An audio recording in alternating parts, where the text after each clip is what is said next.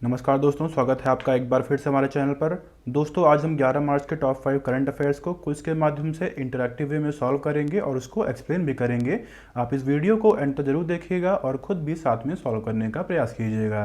तो आइए दोस्तों, शुरुआत करते हैं। हमारा पहला करंट अफेयर है, डॉक्टर माणिक शाह ने 2023 में किस भारतीय राज्य के मुख्यमंत्री के रूप में शपथ ली? ऑप्शन देख लीजिए, ए गोवा, बी अरुणाचल प्रदेश, सी मेघालय, डी त्रिपुरा। आपने इस क्वेश्चन को पढ़ लिया दोस्तों। इसका जो करेक्ट आंसर है वह है डी त्रिपुरा।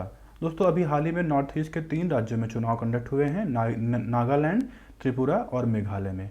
थोड़ा सा इस डिटेल में जानते हैं क्योंकि कुछ एग्जाम्स में इससे संबंधित कुछ क्वेश्चन जरूर आते हैं, ऐसे मिलान करने को दे देंगे या फिर कुछ भी पूछ सकते हैं। देखिए दोस्तों, अगर हम बात करते हैं नागालैंड की और त्रिपुरा और मेघालय, 3 राज्यों में देखा हमने कंडक्ट हुए चुनाव। दोस्तों, नागालैंड में जो सीट्स है, जितने टोटल असेंबली सीट्स कितनी है, 60 है। और सबसे बड़ी पार्टी उभर के आई है दोस्तों, वह है एनडीपीपी। ठीक है, एनडीपीपी। लेकिन जो सरकार बनाई है वह बीजेपी के साथ जो है मिलकर उन्होंने गठबंधन सरकार बनाई है। और सीएम वहाँ के चुने गए हैं दोस्तों, नेफ्यू रियो। ठीक है, नेफ्यू रियो, ये आप ध्यान दीजिएगा। दोस्तों, हमारा अगर हम त्रिपुरा की बात करें, त्रिपुरा में दोस्तों सीटें कितनी हैं, 60 हैं टोटल। और जो सबसे बड़ी पार्टी उभर के आई है वह दोस्तों बीजेपी ही है। और जो सीएम चुने गए हैं, जैसे हमने देखा इस क्वेश्चन में, माणिक साहा जी। ठीक है, तो हमारा अगर हम मेघालय की बात करें तो मेघालय में दोस्तों सीटें हैं 59 टोटल असेंबली सीटें। और जो सबसे बड़ी पार्टी उभर के आई है वो दोस्तों एनपीपीआई है, नेशनल पीपल पार्टी, जो कि एक नेशनल पार्टी भी है। और इसके सीएम जो चुने गए हैं दोस्तों वह कोनराड संगमा चुने गए हैं। ठीक है, तो ये इंपॉर्टेंट फैक्ट है, आप ध्यान दीजिएगा। तो हमारा अगला करंट अफेयर है, सलाउतवोनुओ क्रूज ने किस राज्य की पहली महिला कैबिनेट मंत्री बनकर इतिहास रचा है? ऑप्शन देख लीजिए, ए गोवा, बी नागालैंड, सी मेघालय, डी त्रिपुरा। आपने इस क्वेश्चन को पढ़ लिया होगा दोस्तों। इसका जो करेक्ट आंसर है वह है बी नागालैंड। दोस्तों, अभी हमने हाल ही में देखा कि 3 राज्यों में चुनाव कंडक्ट हुए। दोस्तों, इसमें जो नागालैंड राज्य है वहाँ पे मतलब एक तरीके से हिस्ट्री क्रिएट की गई, क्योंकि वहाँ पे 2 महिलाएं पहली बार एमएलए चुनी गई हैं। वो 2 महिलाएं कौन सी हैं? पहली तो दोस्तों हैं वह हेकानी जखालू। ठीक है, और दूसरा सलाउतवोनु क्रूज। और सलाउतवोनु क्रूज को दोस्तों यह कैबिनेट मिनिस्टर बनी है उस राज्य की। तो ये भी एक तरीके से पहला ये भी एक तरीके से उन्होंने इतिहास रचा है, पहली बार इतिहास में ऐसा हुआ है, मतलब नागालैंड के स्टेट में। ठीक है दोस्तों, ये हुआ हमारा दूसरा करंट अफेयर। अगला करंट अफेयर है, किस केंद्रीय मंत्रालय ने स्वच्छोत्सव महिलाओं के नेतृत्व में स्वच्छता अभियान शुरू किया है? ऑप्शन देख लीजिए, ए स्वास्थ्य मंत्रालय, बी पर्यावरण मंत्रालय, सी आवास और शहरी मामलों के मंत्रालय, डी इलेक्ट्रॉनिक और आईटी मंत्रालय। आपने इस क्वेश्चन को पढ़ लिया दोस्तों। इसका जो करेक्ट आंसर है वह है सी आवास और शहरी मामलों के मंत्रालय, ministry of housing and urban affairs. दोस्तों, इन्होंने अभी स्वच्छ भारत मिशन 2.0 के तहत 3 सप्ताह चलने वाला यह स्वच्छोत्सव अभियान शुरू किया है।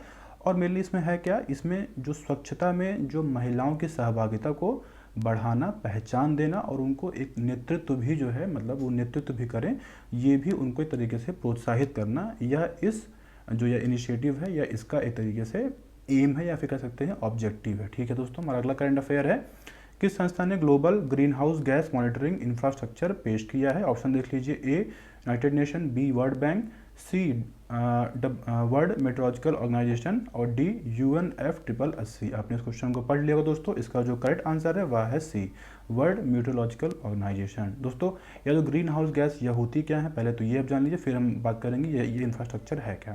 देखिए दोस्तों, जब भी जो सन की रेडिएशन यहाँ पे आती है तो मतलब कि अगर ग्रीन हाउस गैसेज नहीं हो तो वो ज़्यादातर जो रेडिएशन है मतलब बैकआउट कर जाए, मतलब वो चली जाएँ, एक बाउंस बैक कर जाएँ पूरे मतलब कि एक तरीके से यूनिवर्स में। ठीक है, लेकिन जो ये ग्रीन हाउस गैसेज होती हैं ये ट्रैप कर लेती हैं उस जो टेरेस्ट्रियल रेडिएशन होती हैं और जो एटमॉस्फेरिक रेडिएशन होती हैं सन की, उनको ट्रैप कर लेती हैं और अर्थ को एक हीट प्रोवाइड करती हैं। दोस्तों, अगर ये गैसेज ना रहें तो जो अर्थ का टेम्परेचर है वह -15 डिग्री मतलब कि रहेगा, अगर ये गैसेज नहीं होती हैं। ठीक है, -15 माफ़ करिएगा, -18 डिग्री, ना कि -15 डिग्री।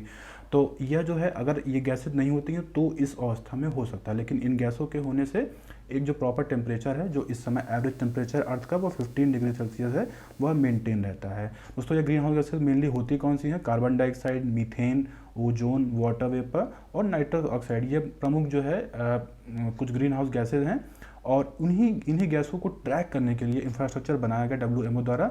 ऐसा क्यों किया गया? क्योंकि दोस्तों अगर ये ग्रीन हाउस गैसेस ज़्यादा हो जाती हैं अपने इन्वायरमेंट में, जो अलग अलग सोर्सेज से निकलती हैं, इंडस्ट्रियल पोल्यूशन से या फिर जो टैनरीज से या फिर अलग अलग जो मतलब सोर्सेज से निकलती हैं ग्रीन हाउस गैसेज, अगर ये ज़्यादा होती हैं तो जो अर्थ का टेम्परेचर है वह ज़्यादा हो जाएगा। तो ज़्यादा भी हो जाए तब भी समस्या बढ़ती है, उसके उसके क्या प्रभाव हैं वो आप सभी जानते हैं। तो उनको ट्रैक करने के लिए, उनका रियल टाइम मेजरमेंट करने के लिए यह इंफ्रास्ट्रक्चर बनाया गया WMO द्वारा। अगर यह दोस्तों इसके देखिए लाभ क्या होंगे? लाभ यही होंगे कि ग्रीन हाउस गैसेस को कम कैसे किया जाए, तो पॉलिसी फॉर्मेशन में आसानी होगी। ठीक है दोस्तों, अगला करंट अफेयर है,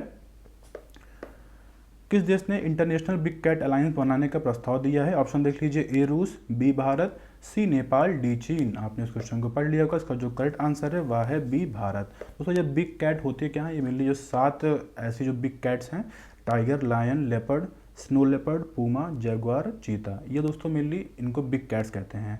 तो इनको प्रोटेक्ट करने के लिए इंडिया ने इंटरनेशनल बिग कैट अलायंस का प्रस्ताव रखा है। और दोस्तों ऐसा क्यों इंडिया ने क्यों कहा? क्योंकि इंडिया में दोस्तों टाइगर सबसे ज़्यादा पाए जाते हैं और भी जो बिग कैट्स हैं वो भी इंडिया में काफ़ी ज़्यादा मतलब मात्रा में पाए जाते हैं। तो इसीलिए इंडिया ने ये प्रपोज़ किया है, उनके मतलब जो बिग कैट्स हैं उनके प्रिजर्वेशन के लिए, उनके कंजर्वेशन के लिए उन्होंने ऐसा प्रस्ताव दिया है। और इसमें ये दोस्तों 97 देशों के लिए मेनली यह ओपन है, क्योंकि यहाँ जहाँ पर ज़्यादा बिग कैट्स पाई जाती हैं। और इसमें एक चीज़ ये भी जो है भारत ने कहा है कि अगले 5 वर्ष तक $100 मिलियन का जो है एक तरीके से वित्त पोषण जो है प्रदान किया जाए जितने भी मेंबर्स हैं। ठीक है, तो ये मिल के जो है ऐसा किया जाए।